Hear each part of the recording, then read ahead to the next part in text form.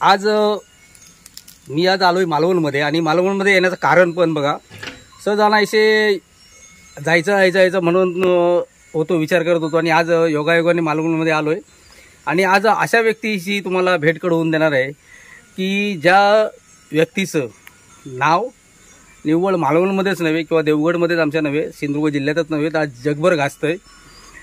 ती व्यक्ती कोण आहे तुम्हाला साधारण अंदाज आला असेल। खास करून आंब्याच्या बाबतीत जर विषय घ्यायचा असेल तर आवर्जून आता ज्याचं नाव घेतलं तर अशा व्यक्तीशी ओळख करून देणार आहे। आमचा परिचय किती वर्षाचा काय वर्षाचा कधीपासून सुरुवात कशी झाली त्यांच्याकडून आणि त्यांनी कशी सुरुवात केली याची परिपूर्ण माहिती आज आपण घेणार आहोत। तिथपर्यंत आज त्यांच्या बागेमधील ही सेटिंग बघा।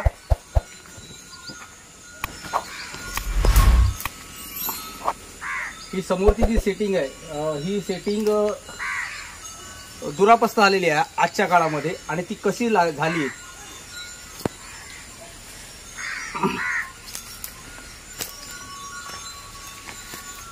याला आमच्याकडे घराने आंबा धरणे म्हणतात आणि मी जे म्हणतो एका झाडावरती कमीत कमी 3 उपरे आले पाहिजेत। आता यातला माझ्या माहितीप्रमाणे एक तोडा झालेला असेल आणि दुसऱ्या तोड्याला पण माल तयार आहे आणि आज आलेलो आहोत। माझ्याबरोबर आहेत आमचे आचरेकर सर। या अगोदरच त्यांच्या बागेत भेट देऊन आलो आणि ज्यांना भेटायला आलो बहुतांशी तुम्ही सर्वांनी ओळखलं असेल। नाही ओळखलं असेल तर आता मी तुमची ओळख करून देतो। प्रथम तुमचं नाव सांगा। माझं नाव डॉक्टर उत्तम सूर्यकांत फोंडेकर, कुंभार माठ मालवण। आंब्याच्या धंद्यात तुम्ही कसे काय आला? मी इंजिनिअरिंग केल्यानंतर मी आंब्याच्या क्षेत्रात अपवादाने आलो। म्हणजे कसं वडिलांनी जी काय 9-10 एकर जागा घेतली होती तर आज मी नोकरी करून पुन्हा मी काय घरी येणार होतो किंवा मुंबई पुण्याला सेटल होणार होतो, जे काय सर्वच जण करतात कमी अधिक फरकाने। पण माझी जी आता जागा आहे तर पूर्वी कसं होतं की एक आंब्याची कलम आजोबा लावायचे आणि ते शाश्वत पीक एक नातू पंतूपर्यंत आज चालत आलेलं आहे। आणि समजा नोकरी मी नोकरी केली तरी माझ्या मुलाला किंवा नातवाला नोकरी नाही मिळाली तर त्या पिकावर तो उपजीविका करू शकतो। ह्या दृष्टीने मी मेहनत घेतली, कलमांची लागवड केली, त्यांना वेगवेगळी सेंद्रिय खतांचे डोस वगैरे देऊन आणि आवश्यकतेनुसार रासायनिक खतांचा वापर करून ह्या क्षेत्रात मी मजल मारले। मग त्यासाठी मी देवगडमध्ये काही प्राचार्य म्हणा किंवा मोठमोठे असे जे आंब्याचे व्यापारी आहेत त्यांच्याकडून मार्गदर्शन घेऊन लागलो। त्यातून वेंगुर्ला, रत्नागिरी असे बरेच मी ह्या क्षेत्रातील गुरु केले आणि ह्या क्षेत्रात करताना मी कधी असा दुजाभाव केला नाही किंवा कोणाचा असा कमीपणा केला नाही। आणि त्या दृष्टीने मी ज्ञान हे साठवून त्या ज्ञानाचा परिपाक म्हणजे हे आज तुम्हाला समोर दिसतंय ते उदाहरण। आणि अशा मी 4 वेळा आज मी तिपर्यंत राज्यात पहिल्या पेट्या पाठवल्या त्या अनुषंगाने त्या ज्ञानाचा वापर करून। आणि ह्या वर्षीची पेटी माझी वर्ल्ड रेकॉर्डमध्ये नोंद झाली। यावर्षी पहिला आंबा तुम्ही कुठल्या तारखेला पाठवला? 2 नोव्हेंबर 2024। 2 नोव्हेंबर 2024 बलिप्रतिपदा पाडवा ह्या दिवशी आम्ही पाठवली। कुठल्या मार्केटला पाठवली होती? ही थेट विक्री केली नाशिकला राम सिन्नर या माणसाजवळ। आणि ती व्यक्ती आज VIP व्यक्तींना वगैरे आंबा सप्लाय करते आणि हे कृषी अधिकाऱ्यांच्या सांगण्यावरून थेट विक्रीला मी ह्यावर्षी प्राधान्य दिलं। बरं, ह्या झाडावरती किती तोडे आले? ह्या झाडावरची 2 तोडे झाले। म्हणजे आता जो राहिलेला आहे हा तिसरा तोडा? हो, तिसरा तोडा। हो। मित्रांनो, मी प्रत्येक वेळी माझ्या प्रत्येक व्हिडिओमध्ये सांगत आलोय शेतकऱ्याचा रुपया जर वाचला तर आपला भारत देश समृद्ध व्हायला वेळ लागणार नाही, पण तो वाचवणं गरजेचं आहे। मला एक सांगा, तुम्ही फवारणी जी करता त्या फवारणीच्या वेळेस तुमचं नियोजन काय?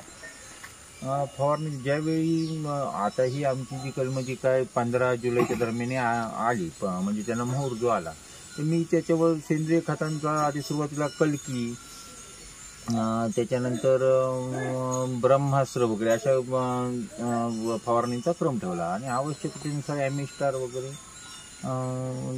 ही औषधं मी वापरली। तुमचं शिक्षण कुठल्या साईडने म्हणजे तुमचं इंजिनिअरिंग झालं तर मग कुठला इंजिनिअरिंगला घेतला होता? मी फूड इंजिनियर आहे। म्हणजे इथे शिक्षण झालं माझं गव्हर्नमेंट पॉलिटेक्निक मालवणला, त्याच्यानंतर कोल्हापूरला वगैरे झालं आणि त्यानंतर मग मी ह्या क्षेत्रात जबर इच्छाशक्तीच्या जोरावर मग हापूसमध्येच काहीतरी करिअर काढते ह्या दृष्टीने मी उतरलो. तुमचा आणि केमिकलचा काय संबंध? केमिकल म्हणजे तुमच्या शैक्षणिक जीवनातला आणि केमिकल याचा काय संबंध? म्हणजे आम्हाला शिक्षणात प्रयोगशाळेत तपासणी वगैरे काही प्रोडक्ट्स वगैरे असतात, त्याचा pH वगैरे बघणे वगैरे ह्या दृष्टीने आमचा केमिकलशी संबंध वगैरे आला. पण ह्या दृष्टीने तुम्ही म्हणता ह्या संबंध मी हापूस या क्षेत्रात केमिकलचा सर्वतोपरी 100% किंवा 90% असा वापर केला नाही. जर आधी आपण सेंद्रिय केलं ना तर त्याच्यावर एक रासायनिक आपलं चालू शकतं केमिकल वगैरे. मित्रांनो, सकाळी येता येता या आचरेकर सरांची गोष्ट देखील सांगतो बघा. यांच्या वडिलांनी आचऱ्यामध्ये हायस्कूल सुरू केलं. म्हणजे 1900 किती साली प्रिन्सिपल म्हणून आले, किती 54 साली प्रिन्सिपल म्हणून ते मुंबईतून आले. आणि त्यांचं आज येता येता बघा मी त्या पुतळ्याजवळ त्यांचं पहिलंच वाक्य होतं, शिक्षण आपल्याला हवं ते योग्य हवं. आता योग्य शिक्षण म्हणजे काय त्याचा परिपाक आज उत्तम फोंडेकर यांनी घालून दिलेला आहे. मित्रांनो, तुम्ही माझे कल्कीबद्दलचे व्हिडिओ पाहिला असाल, पण तुम्हाला एक सांगतो, कल्की किंवा तुम्ही आणखी काय फवारला होतात? ब्रह्मास्त्र. हे जे जीवाणू आहेत हो हे माझ्या अभ्यासाप्रमाणे ह्या पिरियडमध्ये आत्ता बरोबर पुढे हे दाखवत नाहीत, काय इफेक्ट दाखवत नाही जितके पावसात दाखवतात. पावसात बरोबर ह्या वेळेला रासायनिकच फवारणी इफेक्ट दाखवते. मित्रांनो, म्हणून कधी जर माझ्या चॅनलला माझे जे सबस्क्रायबर आहेत किंवा माझे जे व्हिडिओ पाहणार आहेत आवर्जून त्यांना हे मुद्दामून सांगतो, कारण जर तुम्ही अशा ज्ञान वाटणाऱ्या व्यक्तींशी तुम्ही कॉन्टॅक्टमध्ये राहिलात तर तुम्हाला निश्चित हे परिपूर्ण ज्ञान मिळेल. कारण उत्तम फोंडेकरांनी एक बोलता बोलला की मी या व्यवसायामध्ये बरेचसे गुरु केले आणि जर सक्सेस व्हायचं असेल तर आपल्या पाठीशी खंबीर गुरु असणे गरजेचं आहे. आणि म्हणून ती माहिती तुम्हाला आता जाणून बुजून घेतली. निव्वळ कुठल्या पिरियडमध्ये काय फवारलं पाहिजे, कारण कल्कीमधून जे बॅक्टेरिया तयार होतात ते त्यावेळच्या मोहराला संगोपन किंवा संरक्षण करण्यापासून वाचवतात, काम करतात. आणि त्याचा फायदा त्यांनी पावसामध्ये करून घेतला होता. आणि हेच आजच्या या मीटिंगचं उद्दिष्ट आहे. मित्रांनो, आजचा व्हिडिओ तुम्ही पाहिल्यानंतर तुमच्या जीवनामध्ये याचा परिपूर्ण वापर करून घ्या. आणि खास गोष्ट म्हणजे सांगतो, आता उत्तम फोंडेकरांनी आता डॉक्टरेट मिळाल्यानंतर ती गोष्ट जाऊ दे, परंतु आम्ही खूप बालपणापासून आमचे घरगुती संबंध आहेत. चुलत बंधू आनंद फोंडेकर आणि माणिक दळवी हे एकदम लंगोटी मित्र लहानपणापासूनचे. आम्ही इथे म्हणजे मालवणमध्ये आल्याच्या नंतर माझी वस्ती फोंडेकरांकडेच असायची. आणि आता उत्तमने जे सांगितलं हे अगदी 100% गोष्ट खरी आहे.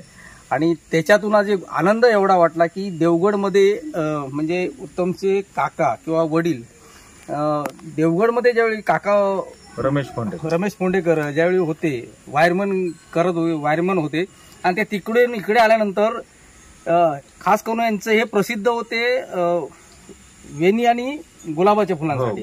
मालवणमध्ये आबोलीची फुलं आणि गुलाबाची फुलं याच्यासाठी ते प्रसिद्ध होते मालवणमध्ये. पण त्याच्यानंतर कन्व्हर्टेशन उत्तमने करून दाखवलं की आंबा मध्ये आज हे सगळे हे पूर्ण खानदान तुमची आंब्याच्या धंद्यात आहे ना. हो.